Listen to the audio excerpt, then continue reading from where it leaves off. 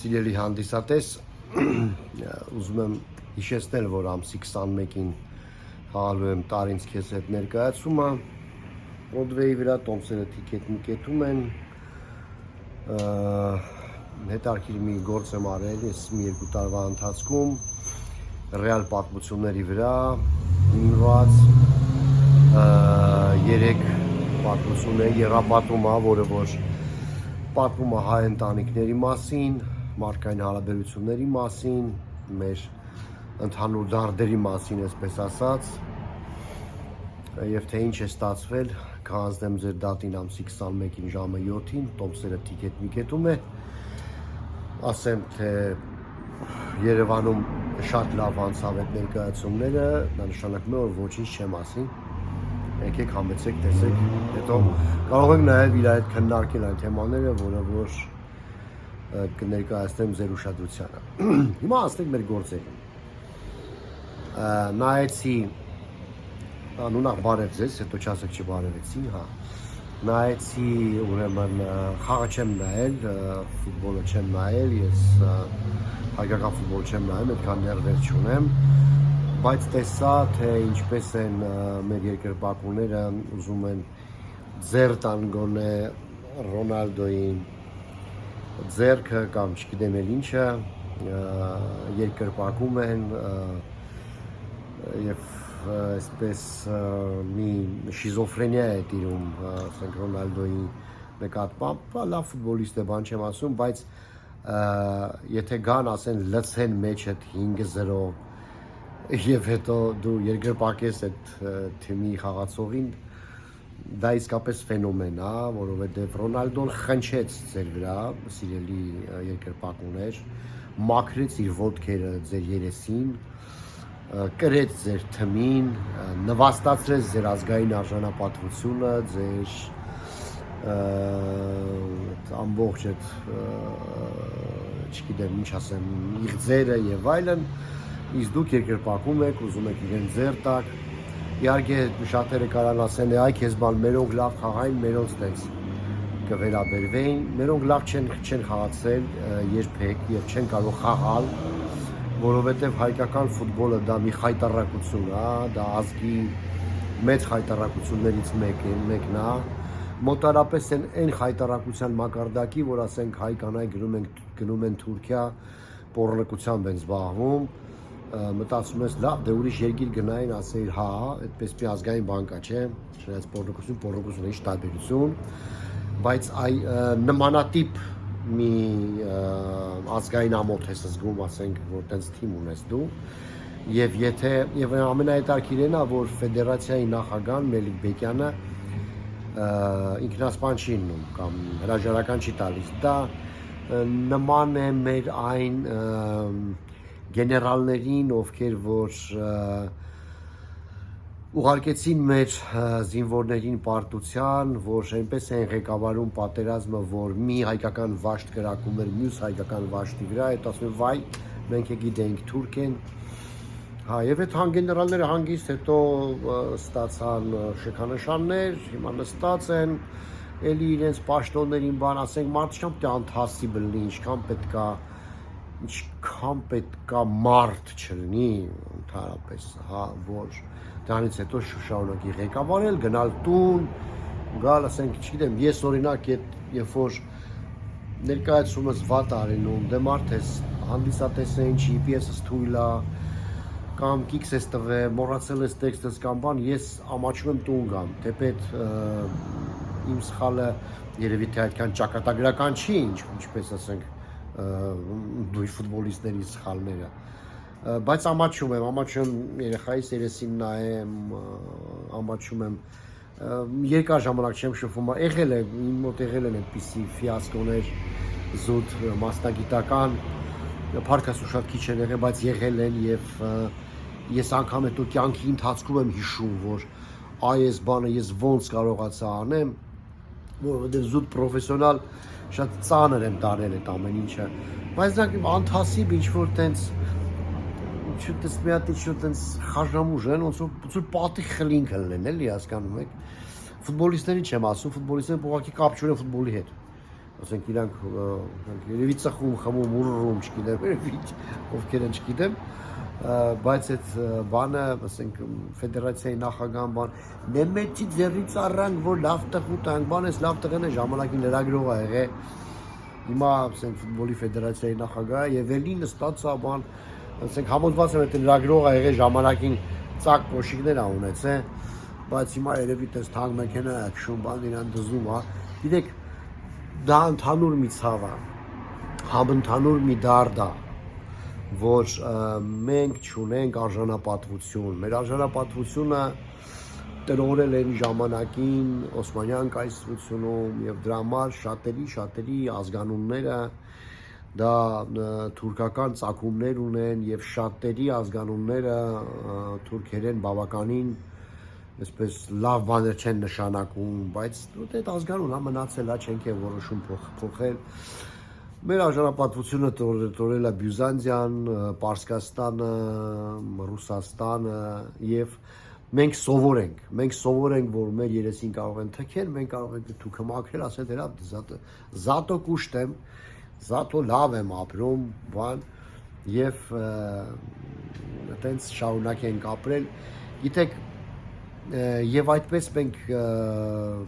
ընտրում ենք ղեկավարներ, հենց այդպես մենք մարդկային հարաբերություններ են կառուցում շահի եւ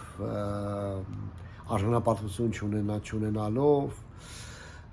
եւ ֆուտբոլը ցուցիչ է իհարկե, մեծ ցուցիչ է։ Ես ֆուտբոլ չեմ նայում մոտավորապես 80-ականներից, վերջի անգամ երևի Խորեն Հովհաննիսյանն եմ տեսել, ասենք, ֆուտբոլիստներից։ Ես հրաժարվեցի ֆուտբոլ նայելուց, որովհետև ես ունեմ արժանապատվություն, որպես հայ մարդ, որպես մարդ էլի, որպես երկրպագ բան, ոնց կարելի է երկրպագել մի թմին, որը որ ասենք 5-0, 6-0, բան, 7-0, բան, տես կարող է կրվել եւ քո երկրպագուն, քո թմի երկրպագուն գնա երկրպագի քո հակառակորդ թիմի լավ ֆուտբոլիստին, ընդունում ես, որ լավն է, բան չեմ ասում, բայց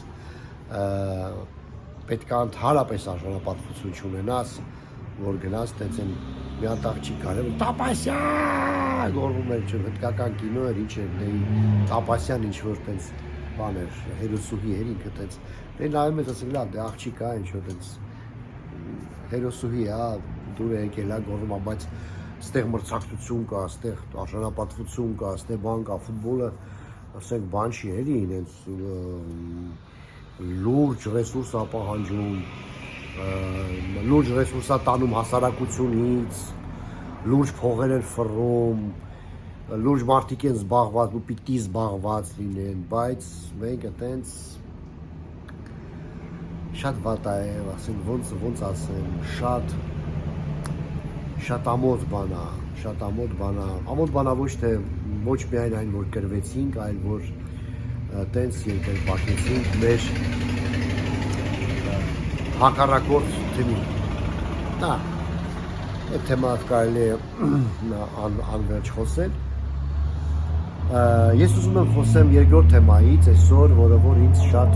մտահոգում է։ Երկար ժամանակ ես հետևել եմ Լապշինին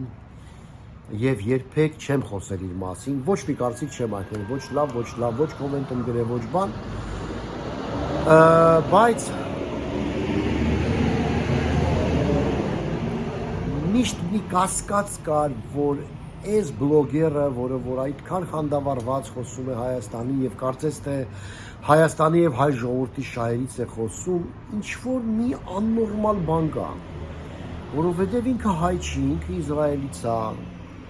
բլոգերա, որը որ ամբողջ աշխարհը ֆռում է, բայց չգիտես թե ինչի ֆոկուսացված է Հայաստանի վրա, սկզբից կարծում էր, որ դա իրեն շահ, ասում ես, որ դե Ադրբեջանից վարված է, մենք գիտենք, որ Ադրբեջանի բանտում նստած է եղել եւ դրանից հետո Ադրբեջանին խայտարակ անելը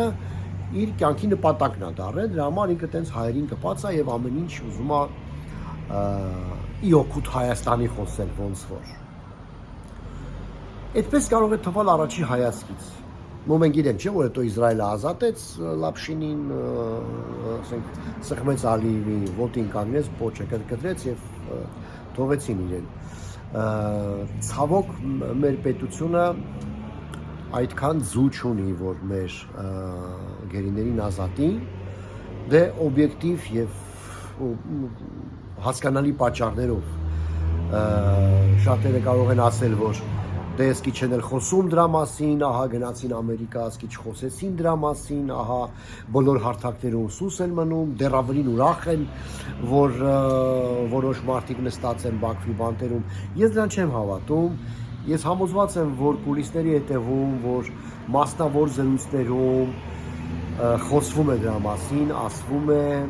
ինչ որ պայմանավորվածություններ լինում են, ինչ որ մի բան, դա պարզ է, որովհետև գոնե մի ազատված գերին Փաշինյանի ռեյտինգին կբերի օգուտ, այսինքն զուտ պրագմատիկ կողմից ես նայում այդ ամեն ինչին եւ ոչ մի քննադատության չի դիմանում այն նարատիվը, որ ոչինչ չեն անում, որ գերիներին ազատեն, ոչ։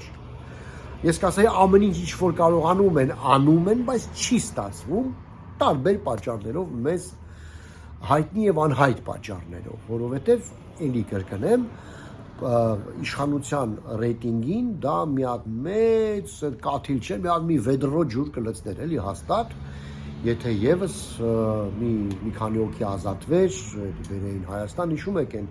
32 հոգուն, որ ազատեցին, ճիշտ է, անդիմությունը ընդեղ էր դժգոհ, որովհետև դասիկ ամեն ինչ դժգոհ, բայց ուրախացանք, տղեկը վերադարձան տուն եւ շատ ու շատ սուրակալական խոսքեր իշխանությունը լսեց։ Ըստեղ էլ կուզենար լսել, բայց չի ստացվում։ Լավ, վերադառնանք Լապշինին։ Լապշինը ազատվեց Բաքվի ճիրաններից, բանտից եւ սկսեց աշխատել Բաքվի դեմ։ Դա այսպես ասած, ես էլ եմ այդպես մտածում, բայց ինչ որ ներքևը մի հատ հոգուտ մեջ մի հատ ճիճու կա, իրենց ասեն, որ քեզ կրծում է, ինչ որ բան չես հավատում։ Աչքերին նայում ես եւ չես հավատում, որ դա իսկապես անկեղծ է եւ իսկապես մոտիվացիան միայն դա է։ Այսօր ես համոզվեցի, որ միայն դա չի։ Այսօր ես համոզվեցի, որ Լապշինը չեմ ասի շպիոնական մեսին ինչա, բայց մութ կեղտոտ պղտոտ ջրում ձուկ ա որսում 100% դեռ չեմ կարողանա ասեմ ինչու ինչ ձուկ ա որսում, բայց որ դա այդպես է, դա հաստատ։ Ես տեսա իր ռեպորտաժը, նոր ծրագիրը,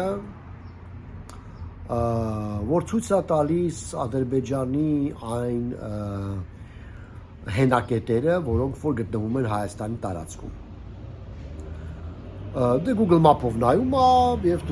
ցույց է տալու ու պարզա, որ դա ադրբեջանական հենակետեր են, որովհետեւ ճանապարհները Սիրուն սարկած Ադրբեջանից են բերում, իսկ այստեղ արդեն Հայաստանն է եւ դա մի քանի կիլոմետր մտած է Հայաստանի հողի մեջ, 2 թե 300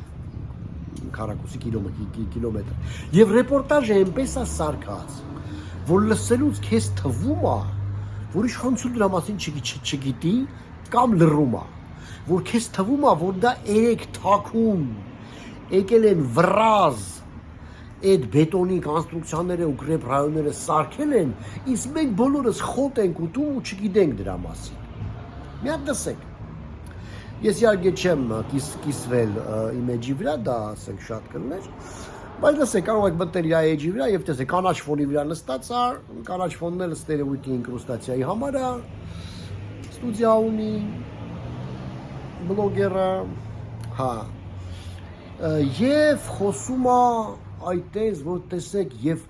դուք հավատում եք, որ ադրբեջանցիք ուզում են խաղաղություն, ոչ, իհարկե, գիտեք, ես չեմ հավատում, որ ադրբեջանցիք ուզում են խաղաղություն։ Ես չեմ, ես էլ եմ ասել, որ պատերազմ հնարավոր է որ լինի, որ ոչ մի խաղաղության մասին խոսելը չի կարելի, որովհետև չկա խաղաղության պայմանագիր, չկա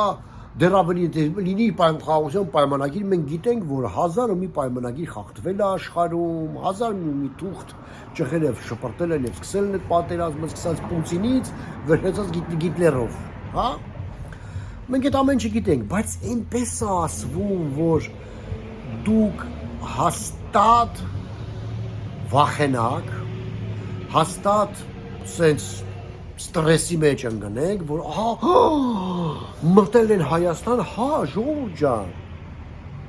23 թվին, սեպտեմբերին եղել են սահմանական բախումներ, Ադրբեջանը ռմբակոծել է ջերմուկ քաղաքը ընդ որում եւ տարածքներ գրավել Հայաստանի Հանրապետությունում։ Մենք դա գիտենք, դա ոչ ոք չի հերքում։ Իշխանությունը դա չի հերքում։ Ամբողջ աշխարհը գիտի դրա մասին։ Մենք էլ գիտենք դրա մասին, բայց այսօր երբ որ ինչ որ տենց մի փոքր հույս կա, որ Տրամպը իր սապոգը կողել է Ալիևի բերանը ու ասել է այս ճանապարհը պետք է լինի, որ պետք է ասենք սենց ինչ որ բաներ սկսեք քննարկել։ Այն ժամանակ երբ որ քլեչը Թուրքիայի մինիստրներից մեկը, պետք է գա Հայաստան։ Այն ժամանակ երբ որ Ադրբեջանը բացել է Հայաստանի օդային տարածքը, գիտեք, դες բան ա եղել։ Մեկ էլ լապշինը դուրս ա գալու, ասում վայ մամա ջան, տեսեք մտել են Հայաստան ու կրեպ ռայոն են սարքել։ Ոնց որ մենք քնել ենք, մեկը գիշերը մտել սարքել է։ Չի թվում ձեզ, որ դա մի քիչ տարօրինակ է։ Ինձ թվում է, որ դա տարօրինակ է։ Ես չեմ ուզում ասեմ, որ էլի դավադրական ծորաների մեջ մտնեմ, որ լապշինը ամեն ինչ անում է, որ դեստաբիլիզացնի մեր երկրի վիճակը, հատուկ կամ ես, բայց տենց է ստացվում։ Ինչու հենց հիմա։ Էհալը 23 թվին տեղել է, գիտենք, որ այս իշխանությունը չի կարում կամ ոչ մի բան չի կարում կամ չի ուզում ան, չգիտեմ, դա արդեն ուրիշ հարց է, քաղաքական հարցեր է։ Ես չգիտեմ ինչ է դա, հա, որ դեմարկացիա, դելիմիտացիա, ՏՌՖ պետք է լինի, բան, որ դրանք դուրս գան, որանք ասեն երբեք դուրս չեն գա, ու մենք գիտենք, որ առանց դուրս չեն գա։ Այդ մենք սաղ գիտենք։ Հիմա ես չեմ ուզում ասեմ, գիտես, մեր ԿՊ-ի պաշտոնյաների նման, որ այո, երբ որ դելիմիտացիա եւ դեմարկացիա լինի, մենք կստիպենք, որ իրենք դուրս գան։ Սուտ, գիտենք, առանց կռիվ դուրս չեն գա։ Ոնց մենք առանց կռիվ դուրս չեկանք տարածքներից, նենց է իրանք դուրս չեն գա։ Բայց հիմա, երբ որ բանակցությունները մտել են արդեն էս փուլ, խոսել դրա մասին անենց, ոնց որ երեք ա եղել դա, գիտես, նույն բանն է, ոնց որ ասենք Լապշինյան մտներ, ասենք Ղարաբաղ, տեսեք, 120,000 հոգի գնացել են, Ղարաբաղում էլ մարդ չի ապրում, եւ դուք կարծում եք, որ Ալիևը խաղաղություն ա ուզում, բան, հա գիտենք, նորություն ա, որ Ղարաբաղում մարդ չի ապրում։ Մի հատ է գնա Կիլիկիայի Հայաստան, ասա տեսեք, արա թուրքերը գրավել են, Կիլիկյան չկա այլևս։ Ուղղակի շատ վաղուց էր ու մենք գիտենք դպրոցում անցել ենք։ Այս երեք ա եղել։ Ու այդ բոլոր կոմենտները, որ կարդում ես, ու այն ռուսերեն լեզվով, տեսնում ես, որ մեծ մասը Ռուսաստանից են, որ ինքը ռուսերեն ա խոսում, ու մեծ մասը Ռուսաստանից են այդ բաները, կոմենտները ռուսերեն լեզվով ա գրած, они слепые, они продали Армению, они то, они сё, հա, это սաղ, это սրաչը սենց մի հատ գնում ա։ Լապշինը հասնում է իր նպատակին, ինքը կիսաճշմարտություն ասելով դեստաբիլիզացնում է վիճակը։ Այդ դա կարող եմ ասեմ հաստատ, ում վրա է աշխատում, ինչը դա ԱՑ-ի գործն է, իմ գործը չի։ Տղեկ ջան, գոտկատեղից ներքև այդ տեղը մի հատ բարձրացեք, աշխատեք, ձեր գործն է դա, քանդել է այդ կծիկը եւ հասկանալը ում համար է ինքը աշխատում։ Բայց այն որ նա դեստաբիլիզացնում է վիճակը, կիսաճշմարտություն ասելով, դա փաստ է։ Որովհետև եթե ինքը ասեր, որ 23 թվին ա եղել բան եւ այլն, որ էսի որ գիտես, եւ այն ժամանակ ասեր ոչ թե հիմա, ասեի հա, չնայած մերոնք էլ ասեցին բոլոր լրատվամիջոցները, խոսել են դրա մասին, դիմադիր բան եւ այլն, սա պարզա, պարզ փաստա։ Բայց որ ինքը տենց գիտեք, ինչ եմ տեսել Google-ով ես, ահա տեսեք ու ցույց ա տալիս։ Այս է ադրբեջանական Ուկրեփ ռայոնը, այս սա էլ է ադրբեջանական, այս սա էլ ու տենց ինքը մինչև Սյունիք ջերմուկ բաման գնում է, լավ էլի արա։ Ես հիմա իրան չեմ մեղադրում, ինքը իր գործն է անում։ Ես չգիտեմ ինքը ում վրա աշխատում չգիտեմ նա ինչի է տարկրում։